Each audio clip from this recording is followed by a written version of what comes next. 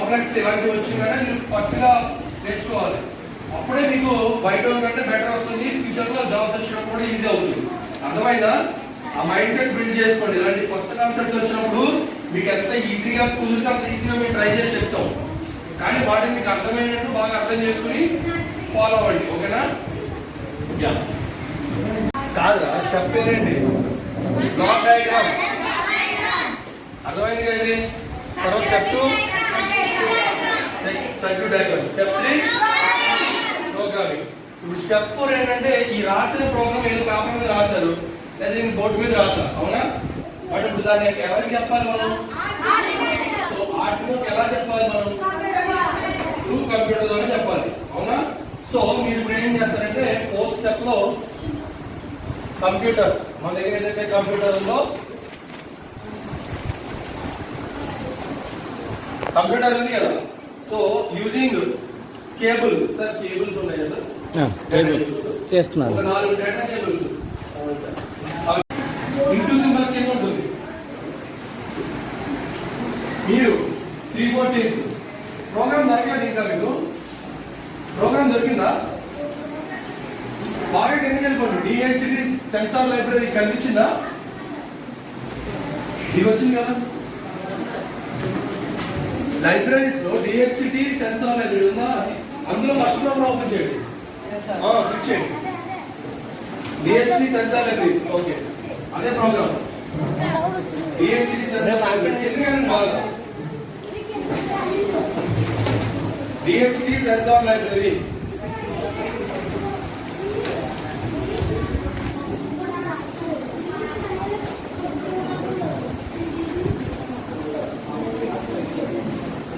ఇప్పుడు ఆ programme upload చేయండి.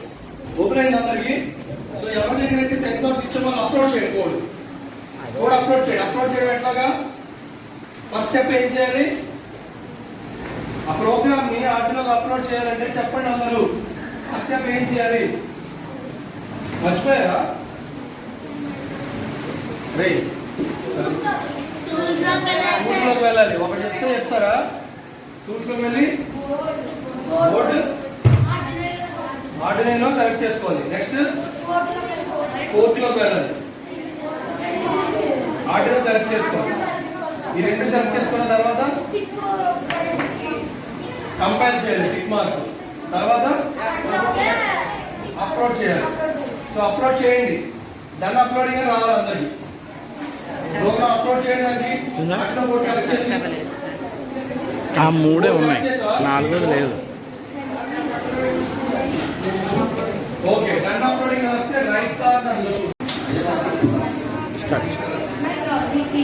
Wireless door bell sir. ఇది మనం ఎప్పుడైనా ఎవరైనా మన ఇంటికి వచ్చారని తెలియడానికి, లేదంటే ఎవరైనా బయట దొంగలు మన ఇంట్లోకి వస్తే ఇది బాగా హెల్ప్ చేస్తుంది వాళ్ళకి. డిటెక్ట్ చేస్తుంది. ఎవరన్నా వస్తే మనకి, ఎవరన్నా వస్తే కాలింగ్ బెల్ బదులు మనకి తెలుస్తుంది. అతను కాలింగ్ బెల్ అక్కర్లేదు, ఎవరన్నా వచ్చినట్టు మనకు తెలుస్తుంది. చెయ్యి అడ్డు పెట్టమ్మా. డిటెక్ట్ సిస్టమ్ ఎనీ ఆబ్జెక్ట్, మనిషే కాదు ఆబ్జెక్ట్ ఏది వచ్చినా సరే మీరు చెయ్యి పెట్టారు కాబట్టి ఒకసారి ఆ పుస్తకం పెట్టమ్మా. అవుతుందా ఆబ్జెక్టు?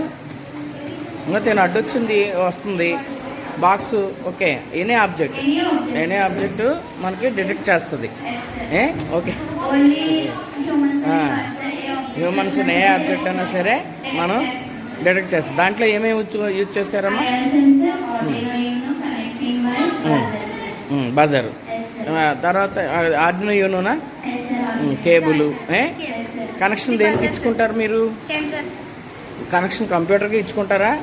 మీరు ఎల్లప్పుడు కంప్యూటర్ ఆన్ అవుతుంది. ఏదో 12 voltsతో దేనికో ఇచ్చుకోవచ్చు మీరు. 12 volts బ్యాటరీ ఏదన్నా ఉంటే దాన్ని కనెక్ట్ చేసుకొని ఉంచుకోవచ్చు.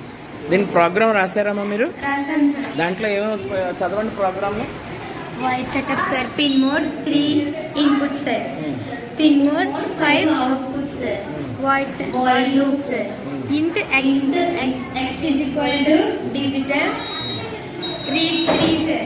If x is equal to 1 sir. Digital write 5 low sir.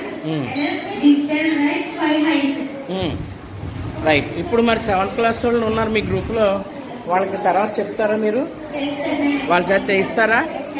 7th వాళ్ళకి అర్థమైందా అమ్మ? కొత్తగా వచ్చిన వాళ్ళకి ఏంటది దాని పేరు? దాని మైక్ ఇవ్వండి వాళ్ళకి. అమ్మ ఏం చేశారు అక్కల్లో? Door Bella? ఓకే. చేయండి అని ఏమి అడగదు. Okay, only questions. ఈ 2 days మీకు నేర్పించిన వాటికి సంబంధించే ఉంటాయి. ఓకే, సో అన్ని చెప్పినవే కాకుండా 1-2 క్వశ్చన్స్ మీరు అబ్జర్వ్ చేసిన దాని మీద కూడా ఉంటాయి. అంటే మీకు ఇప్పుడు బోర్డ్స్ ఇచ్చాం కదా, ఆ బోర్డ్స్ గురించి వాటి గురించి కూడా అడుగుతాం. ఎందుకంటే అందరూ చెప్పి రాసేస్తారు, కానీ అబ్జర్వ్ చేసి అందరూ రాయలేరు. ఎవరైతే స్మార్ట్ గా కూడా కొంచెం అబ్జర్వ్ చేస్తుంటారో కిడ్స్ ని, ఆ ప్రాజెక్ట్ ఐటమ్స్ ని బట్టి వాళ్ళు మాత్రమే రాయగలుగుతారు. సో ఇక్కడ మెయిన్ పర్పస్ ఏంటంటే ఒక 5 మెంబర్స్ ని, ఓకే, ఒక 5 to 6 మాక్సిమం ఒక 5-6 సెలెక్ట్ చేస్తాం. సెలెక్ట్ చేసిన వాళ్ళకి మెరిట్ సర్టిఫికేట్ ఉంటుంది. నేను పర్సనల్గా వెళ్ళిన తర్వాత పంపిస్తాను మీకు. ఓకే, వాళ్ళకి మెరిట్ సర్టిఫికేట్ ఇస్తాము.